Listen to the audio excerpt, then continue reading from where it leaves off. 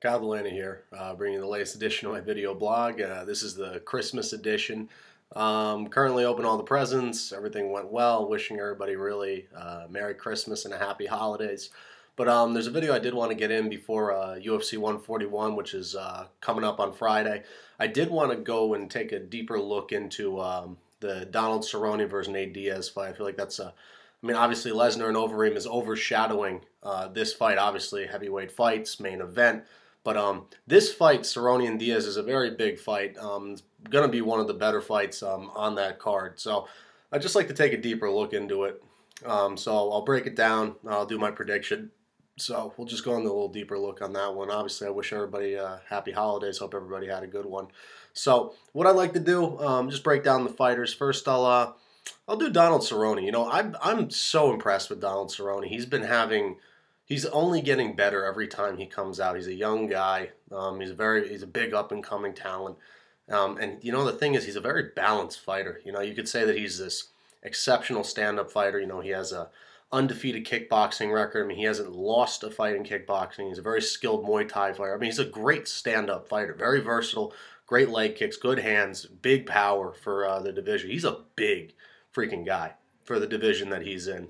So Cerrone is so talented on his feet, but the thing is that he's just as talented on the ground. He's training at Jackson, so his ground game, his wrestling is great. He's training in wrestling. He has 13 submission victories. So, and he has more than Nate Diaz. That's the impressive thing here, is that he does have more submission victories than Nate Diaz. But that's not saying that he's a more qualified grappler and Brazilian Jiu-Jitsu practitioner. You know, each submission comes at different times. A good amount of his submissions. I mean, you could say his submission against Dennis Siver was a great submission. It was, but you had Dennis Siver completely rocked off that great delayed leg kick that you had to his head. So what I'm saying is that I've seen a lot of Cerrone's fights. A good amount of them come when his opponents have been completely beaten down on their feet. But Cerrone is a very skilled grappler. So you have a really balanced fighter in Cerrone. And great stand-up, great ground game, good wrestling. And the thing is that he's going to have a good game plan. You know, training at Jackson's, you know, he really has them mentally focused going into a majority of their fights. You know, the focus of those guys, where they can be successful in each fight, how they have to go about it and approaching the fight, the mentality. I mean, that's what the Jackson fighters do. They fight very smart fights. It's not saying that all of them are not aggressive fighters. You have your Condas, you have your Gallards, you have your Cerrones. They're all aggressive guys who are Jackson fighters. But, you know, Cerrone's going to have a great mentality going into this fight, great mindset, especially fighting, I'd say definitely a veteran fighter like Nate Diaz in the UFC. So that's what I have for Cerrone. Nate Diaz. Nate Diaz is, I don't want to say he's a 100% balanced fighter, but Nate Diaz has the best of both worlds with stand-up and ground game. He is a very skilled boxer. He's only continuing to get better. Him and his brother, I mean, honestly, one, he's been training with Andre Ward, who's an exceptional boxer. And number two, he's been training with his brother, who is one of the most unorthodox best boxers in MMA. So he's training around some of the best. He doesn't really use leg kicks much. He's very simple, I'd say, with his stand-up, but he's got good boxing, pretty long reach. So he knows how to use it, especially in the last Gomi fight. His stand-up improved leaps and bounds. I mean, it was absolutely impressive what he did in that Gomi fight. His hands helped set up that submission victory. So it was very impressive.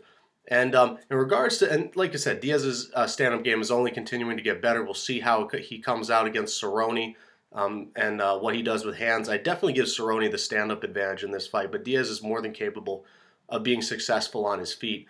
One, mostly because I'd give the chin advantage to Diaz in this one. Both Diaz brothers, their heads are made of concrete. They could take the hits.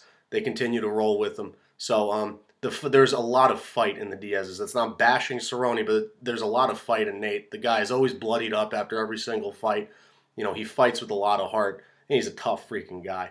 So regards to that, his stand-up is good, but Cerrone gets the advantage. Diaz's ground game is where I give the advantage to. Now, Diaz has 10 submission victories, but you know, a lot of them come when he's fighting off his back. He's really fighting at almost in a not downward position, but fighting at a disadvantage. But he fights very well off of his back. And the thing is with Diaz is that he's not even a black belt in Brazilian Jiu-Jitsu, and he's been training with Cesar Gracie now for years upon years. And that's the thing, is that Cesar Gracie doesn't just give out black belts in Brazilian Jiu-Jitsu. Okay, his brother Nick does have one, but Nate's been training with some of the best. He trains with Jake Shields, he trains with Melendez, he trains with his brother. There's a lot of skilled grapplers there, and Cesar Gracie is one of the best Brazilian Jiu-Jitsu coaches. So I give the Jiu-Jitsu advantage in this one to Nate. And the thing is that if Cerrone rocks him, he's fighting off his back, and that's where he fights best, is off of his back. So I give Nate the advantage in Brazilian Jiu-Jitsu in this one. But the thing is that Cerrone does have the wrestling. So how Cerrone uses his submission and wrestling, his Brazilian Jiu-Jitsu and his wrestling game in this fight is interesting. But Diaz fighting off his back, I think if he does get rocked, he's on his back, I think that's the biggest advantage for him as this fight gets down to the ground. So, and also, I'd like to say one more thing, and this is not knocking Cerrone. Coming from WEC, WEC is a good promotion. It was a good promotion. But Nate Diaz has fought better talent. And I'm not one to go back and be like, oh, he fought him. That's how it should add up. But Diaz has been fighting some top-tier talent, that tough cast that he fought with was amazing. First off, that he won. But he's fought the Maynards, he's fought the Gallards, he's fought the Guidas, the Gomes. Nate's really fought some top-tier talent. That's not bashing Cerrone. Cerrone's obviously just getting his foot in the door in the UFC. But Cerrone will end up, this is really a gatekeeper fight. Nate's been in a lot of fights. He's won some, he's lost some, but he's always given you a good fight. Okay, he's tough as nails. He's not going to quit on you. So this is a good test for Cerrone. This is a good test for Diaz to see where he stands in the division. But I give also the experience advantage in this one to Nate Diaz. So let's just break this down very quickly. I just want to say is that stand-up goes obviously to Cerrone, more dynamic, very versatile, a lot more power than Nate. I give the grappling, the Brazilian Jiu-Jitsu advantage to Nate if it's on his back. If it's on top, I'll definitely give it to Cerrone. Experience will definitely go to Nate. And this is a really here's the thing is that I'm very confident in Nate Diaz in this fight. My when it comes down to my prediction in this fight, I'm going to take Nate Diaz by submission. Now, I'm very confident in Donald Cerrone. This is not bashing the guy at all. I think Cerrone's got a very bright future. I also think Nate Diaz, the way he's been fighting lately, has a very bright future. But I'd say 99% of the time in this fight, I'll take Donald Cerrone. But I've just got that feeling, that feeling, this one fight, that 1% shot. And that's not bashing Nate's talent. But I think this is the one out of 100 times that Nate catches Cerrone. Why do I say? Okay, look at the pre-fight. There's a lot of bad blood in the water leading up to this fight. Obviously, Nate smacked away Cerrone's hand and cursed him out. And the thing is that Cerrone's young. He is focused. He's a Jackson fighter. But he's going to be very aggressive in this fight. He's young. He is a smart fighter. But I think he is going to become too aggressive in this fight, be a little too confident in his skills.